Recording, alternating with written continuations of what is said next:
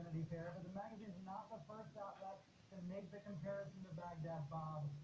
It's Thursday, and I think it's fair to say it's hard to imagine having a worse week as a press secretary than the one Sean Spicer has had.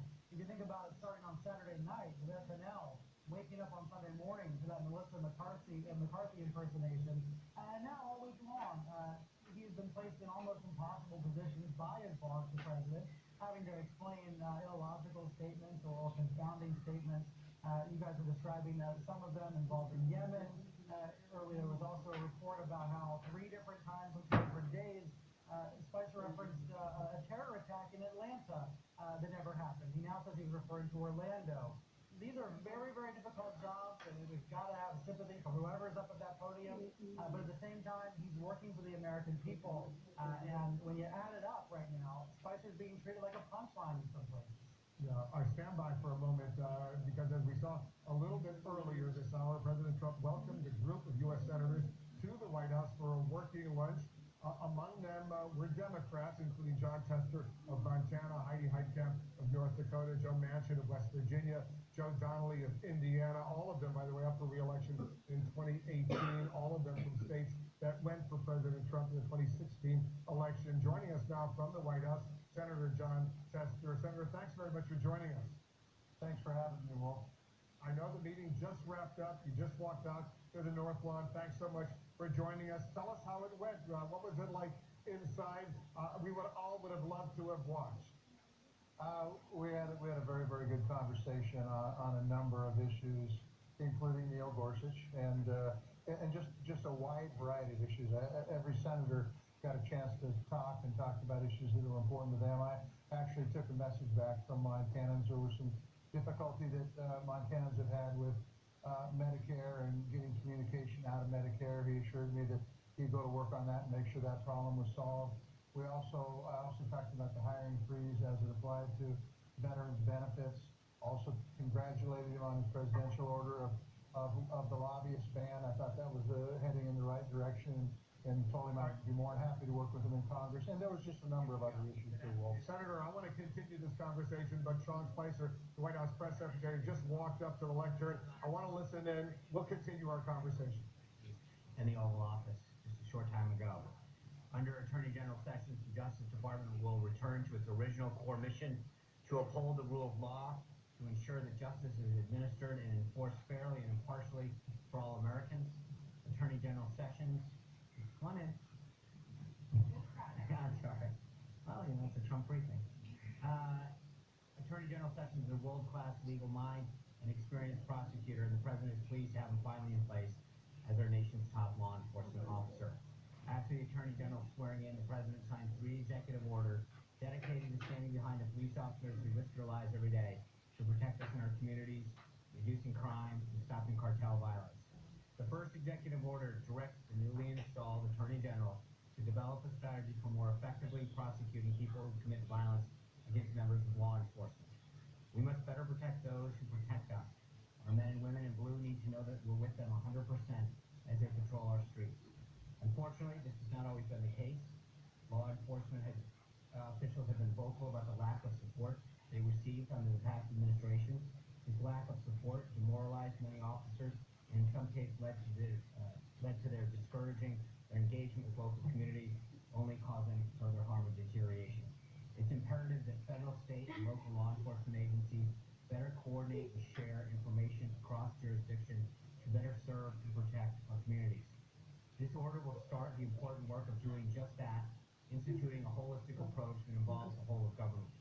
It also directs the Department of Justice to work with other federal agencies to come up with ways to further reduce violence against law enforcement, and orders a hard look at how the Department of Justice and other agencies use their law enforcement grants.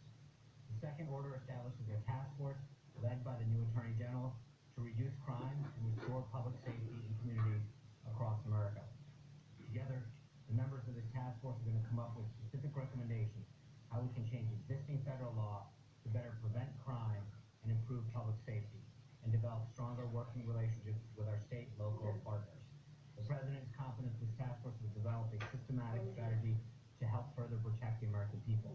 Communities across our nation have been devastated by a surge in violent crime rates, particularly in our major cities. Over the last 8 years,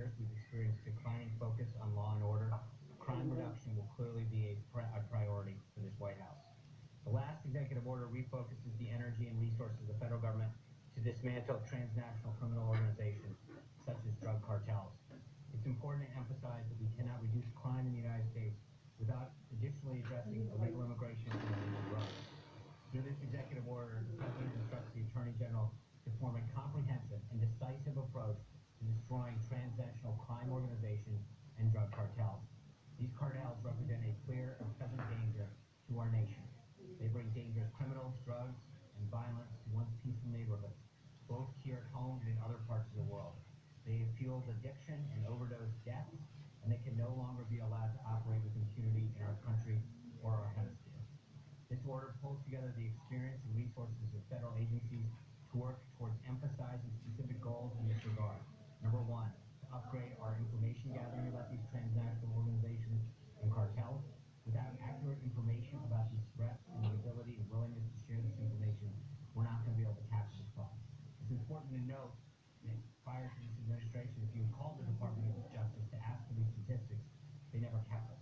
So knowing what we're facing is a big part of addressing the problem. Number two, improving the speed and efficiency of removing criminal aliens, cartel members, and people who help cartels from our nation. Unlike during the last 8 years, these criminals are finally going to go home. Shift whatever resources we can to tackling these organizations and prevent them from disrupting our society any further. Now, onto the President's schedule. This morning, the President held a breakfast and listening session with key stakeholders in the airline industry. We've got a participant list if you're interested. The President thanked the attendees for the 10 million jobs and $1 trillion in annual economic income activity they contribute to our economy, and praised them for moving approximately 2 million passengers per day in spite of the outdated infrastructure and equipment that they have in terms of air traffic control and other infrastructure measures. The President asked aviation leaders what the government can do to help their industry grow and create more well-paying jobs for Americans. The leaders commended that they have never been given the opportunity to work truly alongside the President in such an open and constructive way, and they were unanimous in asking for the President to offer relief from the duplicative and burdensome regulations that are stifling job creation, which he assured them he'd do.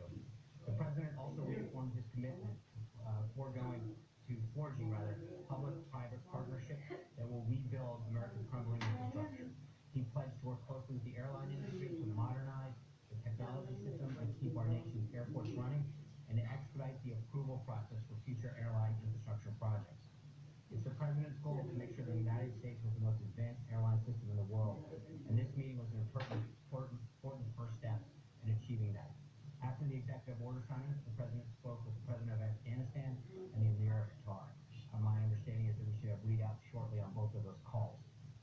Just concluding, a few moments ago, the President held a Supreme Court and legislative listening session and lunch with Democrat and Republican senators. In attendance were Chairman of the Judiciary Committee, Senator Chuck Grassley of Iowa, Senator Heitkamp of North Dakota, Senator Tester of Montana, Senator Donnelly of Indiana, Senator Manchin of West Virginia, Senator Moore Capito, also of West Virginia, Senator Cornyn of Texas, Senator Alexander of Tennessee, Senator Coons of Delaware, and Senator Bennett of Colorado. The President... You've been listening to the daily White House press briefing.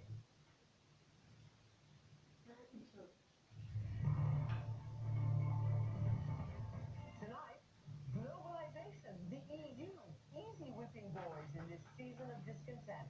Why America's outgoing EU ambassador believes that Donald Trump's support for more Brexit would be a disaster for the United States. An established policy. I can't understand in what way it could possibly promote our interests.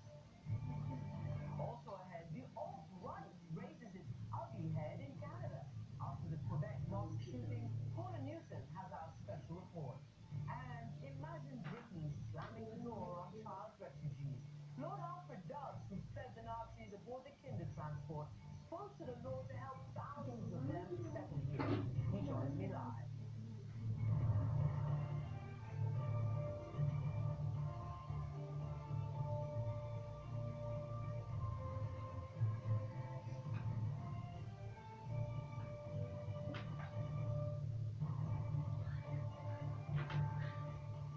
Good evening, everyone, and welcome to the program. I'm Christiana Manpour in London.